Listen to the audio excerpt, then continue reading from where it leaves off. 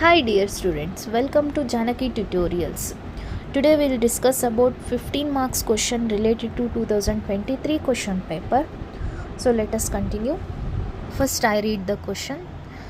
The Luckness Limited went into voluntary liquidation on 31st 3 2023, on which date the following information is available. Secured creditors on machinery realized, other assets realized, preferential creditors, unsecured creditors, and they given a share capital, different share capital, that is equity shares and preference shares. Next, liquidators remuneration.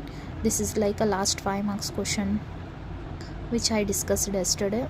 Fixed remuneration they given as a 8,280 and 2% on amount paid to equity shareholders.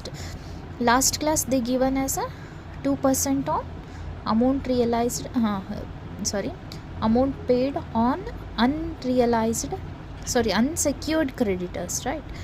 Here they given as a equity shareholders.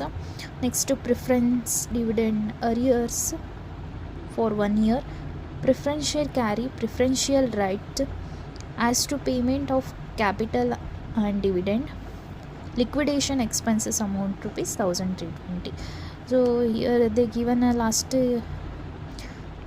this question paper related to 2023 batch. So here this is case study question, but we discuss about as usual. See the answer format same as receipts, payments, like last question, receipts, amount, payment and amount. First we write to secured creditors. Secured creditors amount, secured creditors on machinery will be 1 lakh, right? But actual secured machinery realized amount rupees 1,76,000. So here write to secured creditors 1,76,000 minus 1 lakh, that is 76,000. Next, other assets realized 2 lakh. To assets realized 2 lakh. Next, any information related to receipt side, there is no information. Next, come to the point of payment. See any expenses related to liquidation. See last point, liquidation expenses amounted to rupees 1320. Enter this entry into payment side. By liquidation expenses 1320. Next step is remuneration. Remuneration they given as a liquidators remuneration. Fixed remuneration rupees 8,280. So fixed remuneration 8,280. Next, 2% on amount paid to equity shareholders. They given as a amount paid on equity shareholders.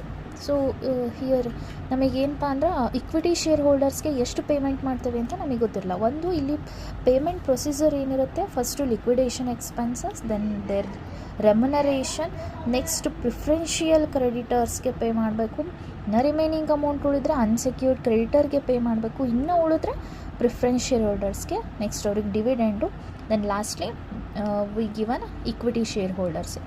ಯಾವ ಅಮೌಂಟ್ನ pay ಮಾಡ್ತೀವಿ ಇವರಿಗೆ, ಉಳಿದಿರೋ amount ಇಷ್ಟು ನಾವು equity share ಹೋಲ್ಡರ್ಸ್ಗೆ pay ಮಾಡ್ತೀವಿ.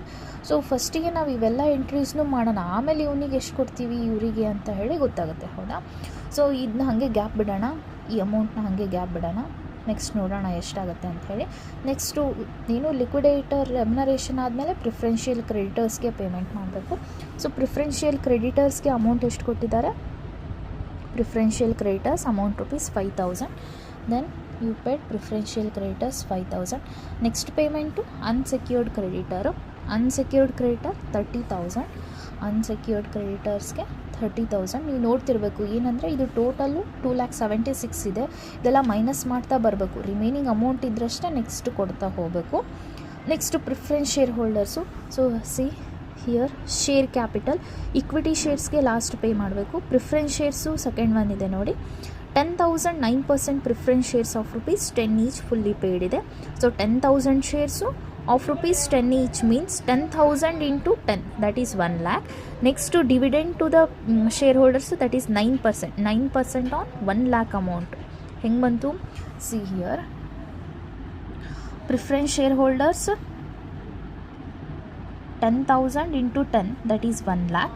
then their dividend, ಅದು ಕ್ವಶನಲ್ಲಿ ಅಲ್ಲೇ ಕೊಟ್ಟಿರ್ತಾರೆ, ಸೇಮು 9%, 1 ಲ್ಯಾಕ್ ಮೇಲೆ 9%, ದಟ್ ಈಸ್ 9,000. ಏನು ರಿಮೈನಿಂಗ್ ಅಮೌಂಟ್ ಐತಲ್ಲ ಆ ಅಮೌಂಟ್ನ ನಾವೇನು ಮಾಡ್ತೀವಿ, ಈಕ್ವಿಟಿ ಶೇರ್ ಹೋಲ್ಡರ್ಸ್ಗೆ ಪೇ ಮಾಡ್ತೀವಿ. That is 2,76,000 minus all these expenses are payments. But ಇದೇನೈತಲ್ಲ ಸದ್ಯಕ್ಕೆ ಇದು ನಮಗೆ ಗೊತ್ತಿಲ್ಲಲ್ಲ ಅಮೌಂಟು, ಸೊ ಇದನ್ನ ಬಿಟ್ಟು ಉಳಿದಿದ್ದೆಲ್ಲ ಲೆಸ್ ಮಾಡೋಣ.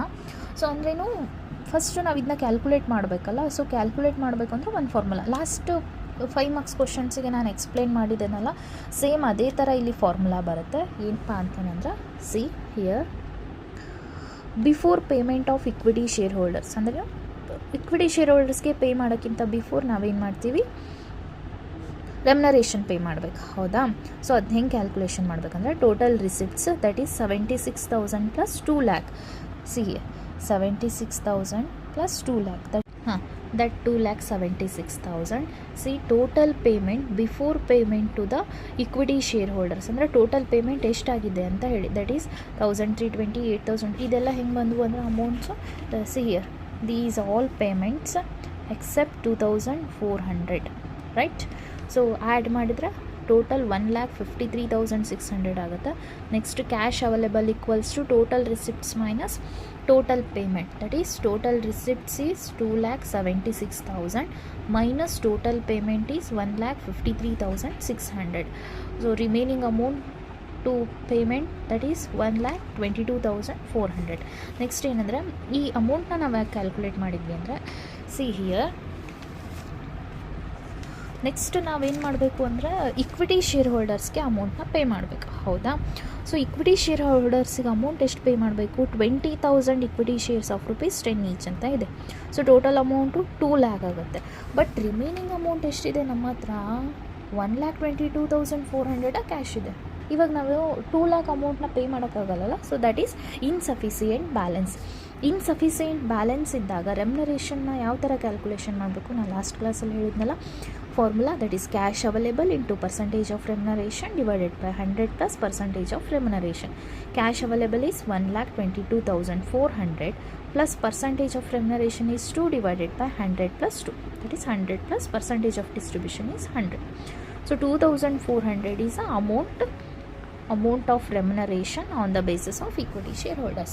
So that 2,400 is a amount of remuneration. next ಏನು ಮಾಡಬೇಕು, ಈ 2,76,000 ಈ ಪೇಮೆಂಟ್ಸ್ನೆಲ್ಲಾನು ಲೆಸ್ ಮಾಡಬೇಕು. ರಿಮೈನಿಂಗ್ ಅಮೌಂಟ್ ಏನಿರುತ್ತಲ್ಲ ಅದನ್ನ ಈ ಇಕ್ವಿಟಿ ಶೇರ್ ಹೋಲ್ಡರ್ಸ್ಗೆ ಕೊಡಬೇಕು. ಏನು ಹೇಳಿದೆ, ಈ 2,76,000 ಅಮೌಂಟಲ್ಲಿ ಈ ಪೇಮೆಂಟ್ಸ್ ಎಲ್ಲಾನು ಆಲ್ ದೀಸ್ ಪೇಮೆಂಟ್ಸ್ನ ಡಿಡಕ್ಟ್ ಮಾಡಬೇಕು. Then we get a 1,20,000 rupees. So ಈ 1,20,000ನ ಇಕ್ವಿಟಿ ಶೇರ್ ಹೋಲ್ಡರ್ಸ್ಗೆ, ಅಂದರೆ ಏನು ಇನ್ಸಫಿಸಿಯೆಂಟ್ ಅಮೌಂಟ್ ಇದು, ಹೌದಾ? ಸೊ ಲಾಸ್ಟ್ ಪೇಮೆಂಟ್ ನಾವು ಇಕ್ವಿಟಿ ಶೇರ್ ಹೋಲ್ಡರ್ಸ್ಗೆ ಮಾಡ್ತೀವಿ. ಸೊ ಎಷ್ಟಿರುತ್ತೆ ಅಷ್ಟು ಬ್ಯಾಲೆನ್ಸ್ನ ಕೊಟ್ಬಿಡ್ತೀವಿ, 1,20,000. ಸೊ ಟೋಟಲ್ ಎರಡು ಕಡೆ ಟ್ಯಾಲಿ ಆಗುತ್ತೆ, 2,76,000, 2,76,000. ಸೇಮ್ ಇದು problem 15 marks problem, 5 marks problem ಹಾಗೆ ಇರುತ್ತೆ. ಬಟ್ ಇಲ್ಲಿ ಪರ್ಟಿಕ್ಯುಲರ್ಸ್ ಜಾಸ್ತಿ ಇರ್ತವೆ. ನೆಕ್ಸ್ಟ್ ಕೊಟ್ಟರು ಅಂತಂದರೆ ಇದನ್ನೊಂಚೂರು ಇದನ್ನು ಕೊಡ್ತಾರೆ 5 ಮಾರ್ಕ್ಸಿಗೂ. ಒಂದೊಂದು ಸತಿ 5 ಮಾರ್ಕ್ಸಿಗೆ ಈ ಕ್ಯಾಲ್ಕುಲೇಷನ್ ಇರಲ್ಲ.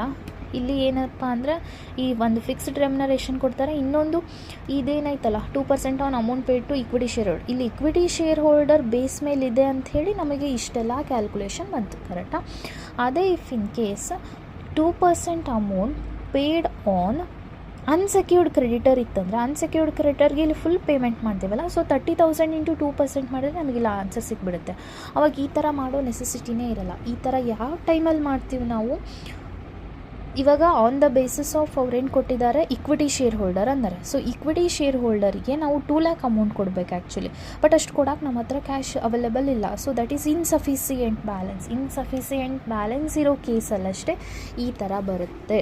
ಈ ಥರ ಬಂದು ಈ ಥರ ಕ್ಯಾಲ್ಕುಲೇಷನ್ ಮಾಡಿ ಆಮೇಲೆ ಅಮೌಂಟ್ನ ಇಲ್ಲಿ ಹಾಕಬೇಕು. ಓಕೆನಾ? Got it? ಓಕೆ.